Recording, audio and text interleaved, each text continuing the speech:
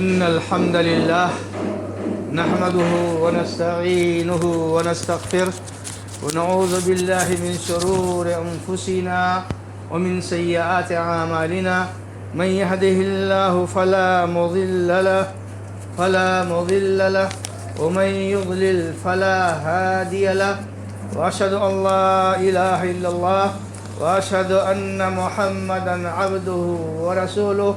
يا أيها الذين آمنوا اتقوا الله حق تقاته ولا تموتن إلا وأنتم مسلمون يا أيها الناس اتقوا ربكم الذي خلقكم من نفس واحدة وخلق منها زوجها وبث منهما رجالا كثيرا ونساء واتقوا الله الذي تساءلون به والأرحام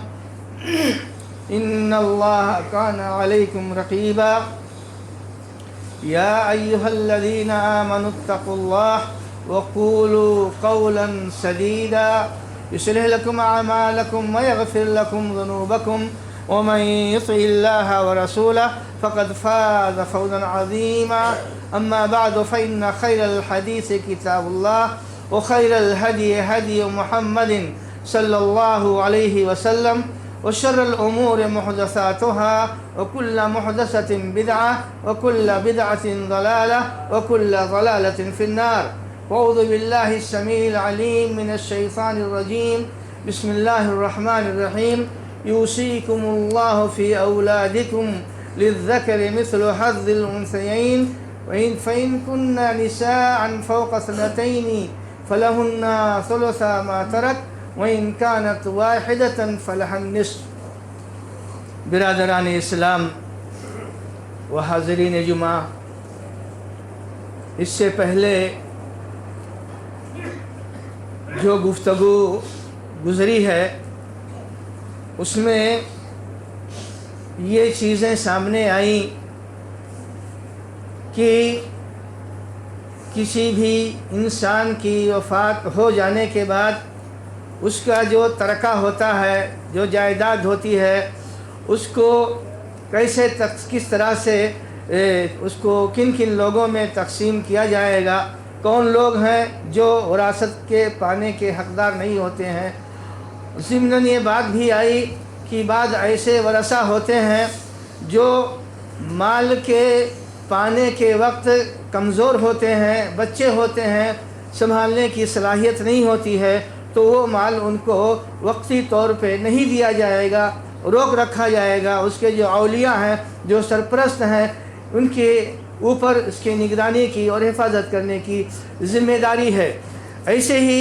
اللہ رب العالمین نے پہلے جو نظام دیا تھا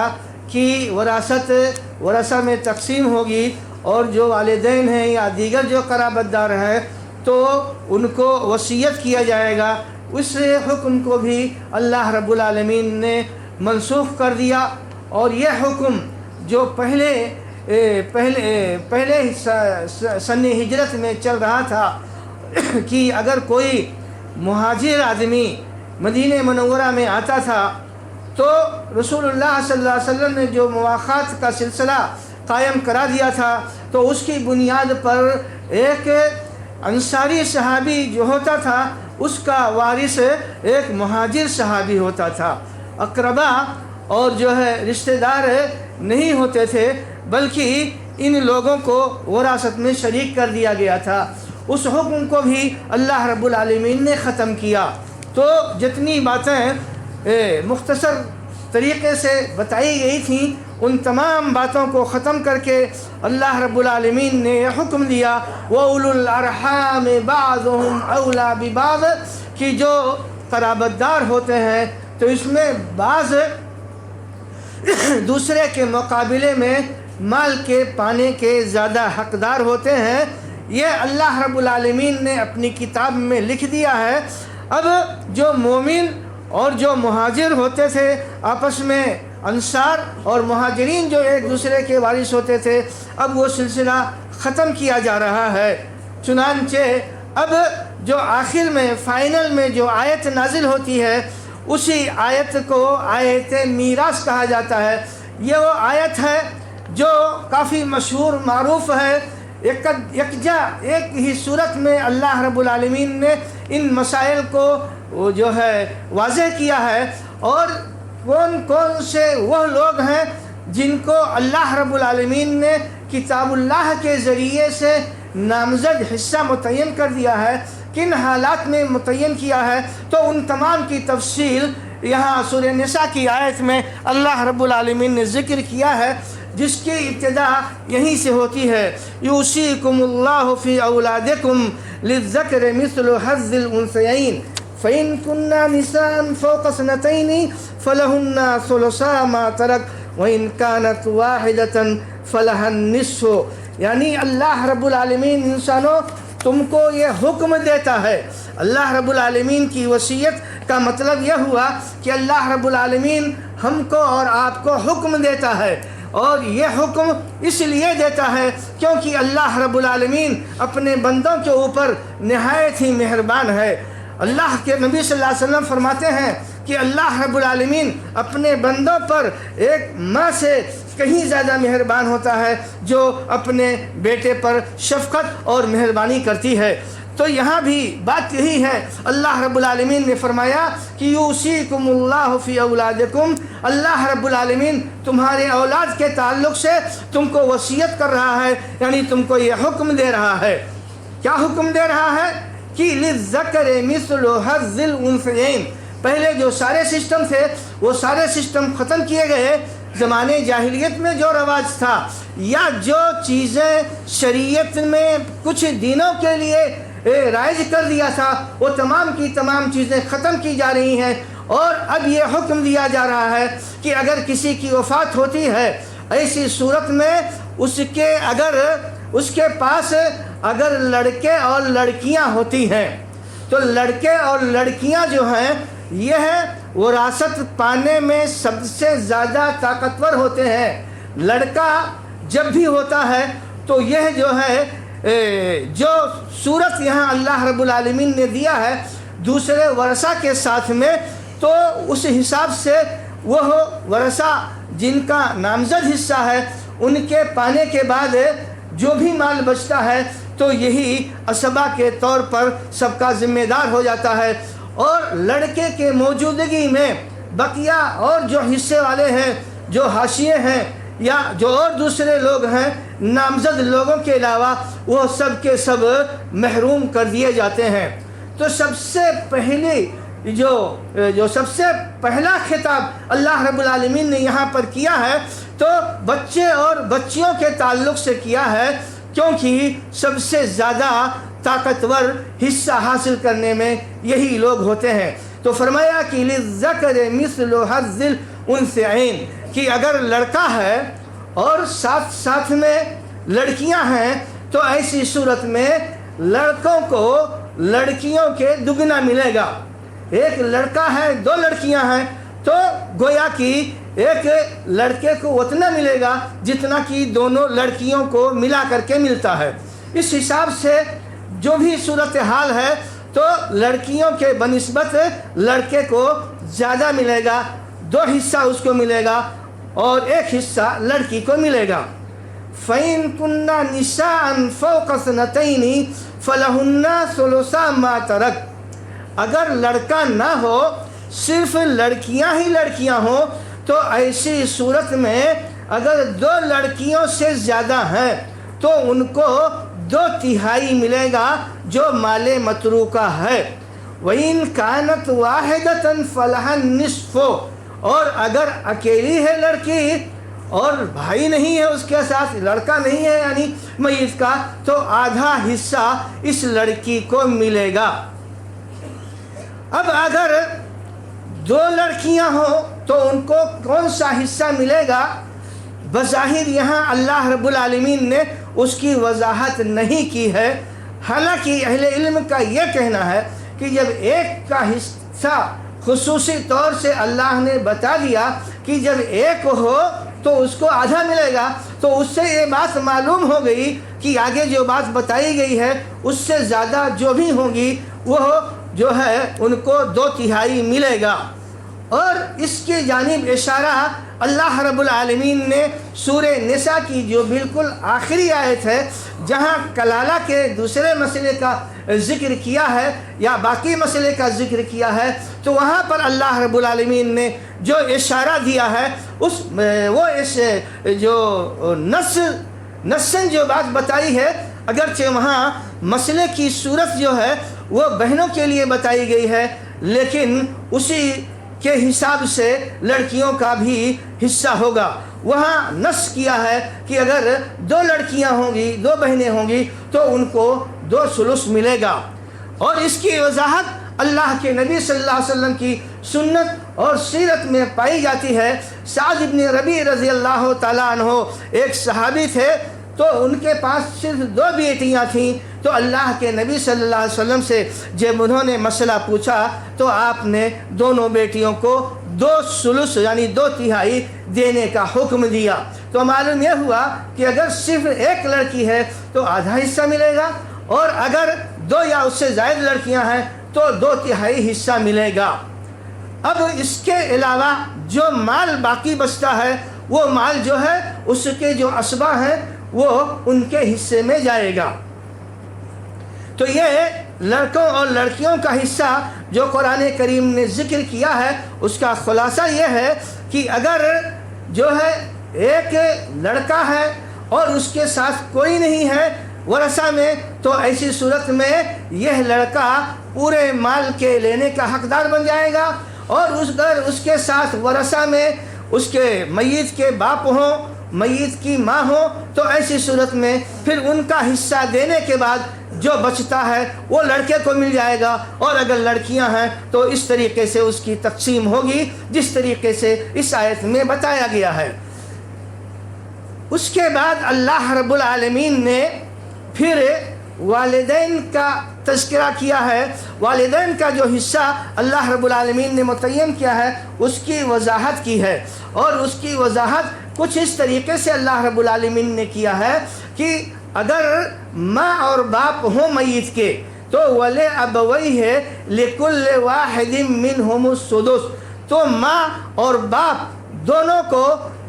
جو ہے 6واں حصہ دیا جائے گا مال متروکہ میں سے، ان کان لہو ولدن، اگر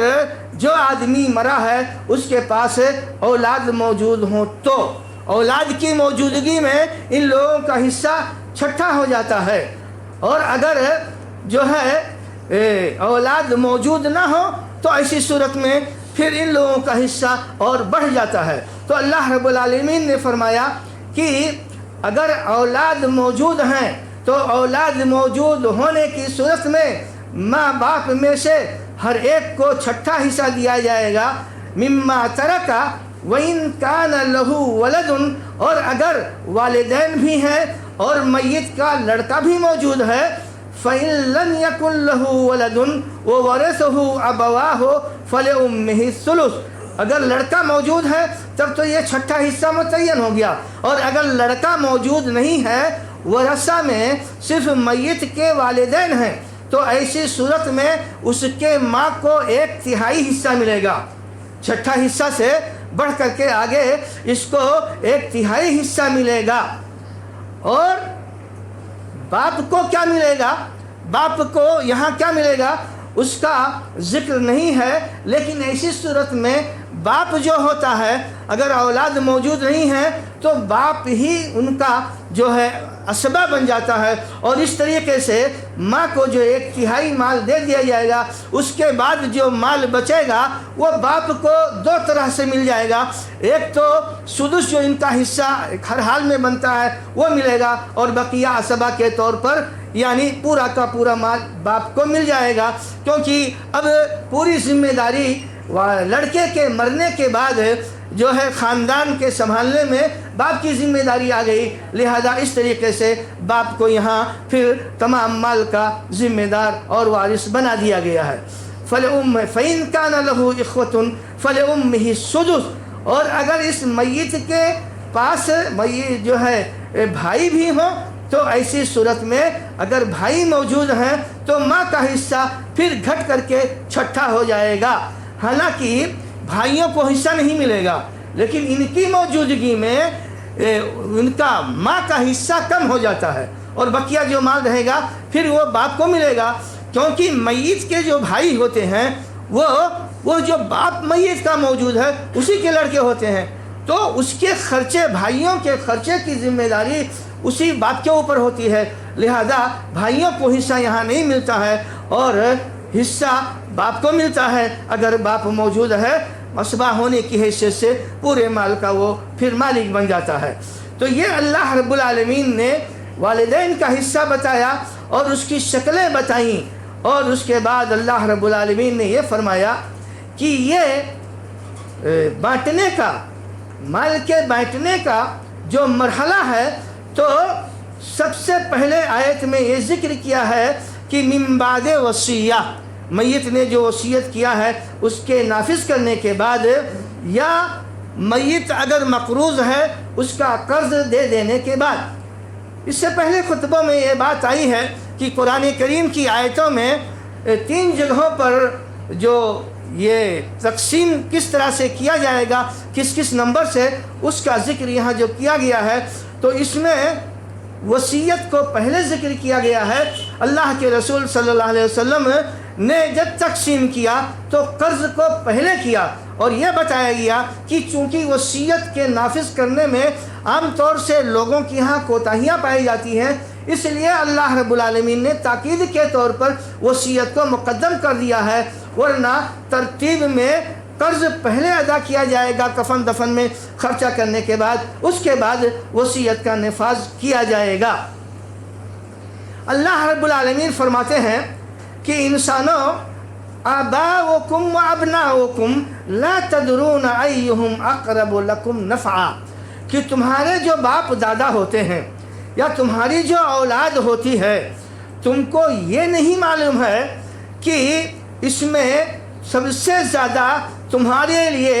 नफ़ा बख्श और मुफीद कौन है, तुमको ये सब पता नहीं है, ये सब अल्लाह रब्बुल आलमीन को पता है। लिहाजा अल्लाह रब्बुल आलमीन जिस हिसाब से इन चीज़ों को तकसीम करता है तो वो उसी के इस इल्म पर मबनी है, और जो तकसीम वो करता है यकीनन यही तुम्हारे लिए मुफीद और यही तुम्हारे लिए बेहतर है। और ये जो बातें अल्लाह रब्बुल आलमीन इंसानों तुमको बता रहा है, फरीज़तम मिनल्लाह, ये अल्लाह रब्बुल आलमीन की जानिब से तुम्हारे ऊपर फ़र्ज़ कर दिया है। यकीनन अल्लाह रब्बुल आलमीन बहुत अच्छी तरीके से जानता है तमाम चीज़ों को और बहुत हिकमत वाला है, उसकी ये तकसीम इंसानों हिकमत के ऊपर मबनी है। अब ये जो ज़ुविल फ़ुरूज़ जिनको कहा जाता है, जिनका ज़िक्र कुरान करीम में आया हुआ है, इन लोगों को किसी भी हाल में जो है महरूम नहीं किया जा सकता है। इनकी मौजूदगी में हर हाल में वो अपना हिस्सा पाएंगे, चाहे लड़का हो चाहे लड़की हो, दोनों में से किसी को महरूम किसी भी हालत में नहीं किया जा सकता है, चाहे यह मुती और फरमा बरदार हो और चाहे ये नाफरमान हो, चाहे माँ बाप की बातों को मानते हो या ना मानते हो, उनकी मुवाफ़क़त करते हो या मुखालिफत करते हो, बहर सूरत चूँकि अल्लाह रब्बुल आलमीन ने यह हिस्सा लिख दिया है, उस हिस्से को काटने की, ख़त्म करने की और महरूम करने की सलाहियत दुनिया में किसी ताकत के पास नहीं है। लिहाजा वालिदैन का जो तरका है तो औलाद को बहर सूरत उसमें मिलेगा और किसी को भी महरूम करने का हक़ नहीं है, और ना किसी को उसमें अपनी तरफ से घटाने और बढ़ाने का हुक्म है। कोई इजाज़त कतई मौजूद नहीं है, जितना जिसका हिस्सा लगाया गया है उतना हिस्सा उसको दिया जाएगा। आम तौर से अपने यहाँ मुसलमानों में ख़ास तौर से हम लोगों के इलाके में, उधर यूपी की तरफ ये रवाज चल पड़ा है कि जायदाद जो होती है और खेती बाड़ी यही वहाँ की जायदाद होती है, घर मकान होते हैं, तो उसमें लड़कियों को किसी भी तरह से किसी भी किस्म का कोई हिस्सा नहीं दिया जाता है। जो लड़के होते हैं उनका कब्ज़ा मुकम्मल घर पर होता है, ہر منقولہ اور غیر منقولہ جائیداد پر ہوتا ہے۔ اس طریقے سے اس علاقے میں بہت بڑا مجرمانہ عمل ہو رہا ہے کہ اللہ رب العالمین نے جن کو جو حصہ دیا ہے اس حصے کو لوگ ہڑپ کر جاتے ہیں اور پورا کا پورا مال بچہ جو ہوتا ہے یا جو بچے ہوتے ہیں اس میں آپس میں بٹوارہ کر لیتے ہیں۔ اب یہ بٹوارہ چاہے جتنے جو ہے عدل و انصاف کے ساتھ کیا جائے، یقیناً یہ بٹوارہ ظلم اور زیادتی پر ہی مبنی ہوگا، کیونکہ اس میں جو لڑکی ہے یا جو لڑکیاں ہیں ان کا حصہ نہیں دیا گیا ہے۔ خالی اپنے بھائیوں میں برابر برابر بانٹ کر کے عادل بنو اور متقی اور پرہیزگار بنو، تو ایسا تقوی اللہ رب العالمین کے ہاں نہیں چلتا ہے۔ اور بسا اوقات اور بھی ظلم خود آپس میں ہوتا ہے۔ لڑکوں میں ہمارے یہاں یہ سلسلہ چلتا تھا، جو بڑا لڑکا ہوتا تھا کسی وجہ سے جو ہے جائیداد کھیت ہو یا کوئی چیز ہو اس کے نام کر دیا جاتا تھا۔ اب اس میں کیا مرضی مصلحت تھی، بسا اوقات کچھ قانونی پیچیدگیاں بھی آ جاتی تھیں جس کی وجہ سے ہو جاتا تھا۔ تو اب کیا ہوتا ہے کہ یہ جو بڑے لڑکے ہوتے ہیں جن کے نام جو جائیداد ہوتی ہے، جو کھیت ہوتا ہے، وہ اس میں سے بہت کم چاہتے ہیں کہ اپنے دوسرے بھائیوں کو دیں، جبکہ بالکل ان کو اچھی طرح سے معلوم ہے کہ یہ کھیت والد صاحب کا ہوا ہے اور ان کا دیا ہوا ہے۔ والد صاحب شرعاً کسی کو الگ سے کوئی ایسی جائیداد دے نہیں سکتے ہیں، یہ سب کو معلوم رہتا ہے، لیکن اس کے باوجود بھی تقریباً 90% مسلمانوں کا یہی حال ہے۔ لڑکیوں کو مکمل طریقے سے محروم کر دینا اور لڑکوں کو مکمل طریقے سے وارث بنا دینا، یہ کسی بھی صورت میں کسی بھی جگہ پر کسی بھی خاندان اور کسی بھی قبیلے کے لیے جائز نہیں ہے، چاہے وہ اپنے آپ کو بڑے قبیلے والے سمجھتے ہوں اور ہو سکتا ہے کہ اسی کی بنیاد پر یہ دیدہ دلیری کر رہے ہوں، کیونکہ عمومی طور سے جن کو کمزور حسب و نسب کے اعتبار سے لوگ کمزور سمجھتے ہیں، حالانکہ اللہ رب العالمین کے ہاں یہ کوئی بنیاد نہیں ہے، اس کے یہاں تو بنیاد تقوی اور پرہیزگاری ہے۔ بحیثیت مسلمان سارے مسلمان اللہ رب العالمین کے ہاں برابر ہوتے ہیں، کون متقی پرہیزگار ہے اس حساب سے اللہ کے ہاں فیصلہ ہوتا ہے۔ تو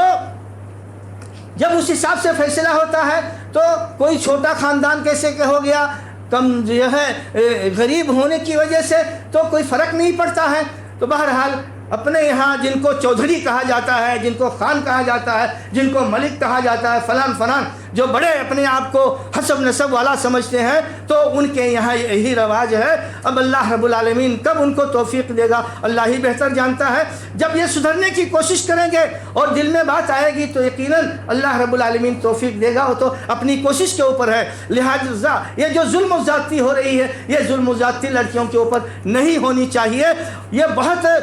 عجیب ہے کہ لڑکیوں کو ایک دم مجبور محض بنا کر کے اور اپنے گھروں سے رخصت کرتے ہیں، کچھ بہت چیزیں جہیز کے نام پر دے دیتے ہیں جو ایک ہندوانہ رسم و رواج ہے، اور سمجھتے ہیں کہ ہم نے اپنا پورا حق ادا کر دیا۔ ایسے حق نہیں ادا ہوتا ہے میرے بھائیوں۔ اس میں ایک جو ہے جو رواج چل رہا ہے اس میں ایک جز اور ہے ہم لوگوں کے ہاں، وہ یہ ہے کہ اگر کسی کے پاس صرف ایک لڑکی ہوتی ہے تو ایسی صورت میں ساری جائیداد وہ لڑکیوں کے قبضے میں ہو جاتی ہے، لڑکیوں کی تحویل میں ہو جاتی ہے، لڑکیوں کے نام کر دیا جاتا ہے یا قانونی طور سے ہو جاتا ہے۔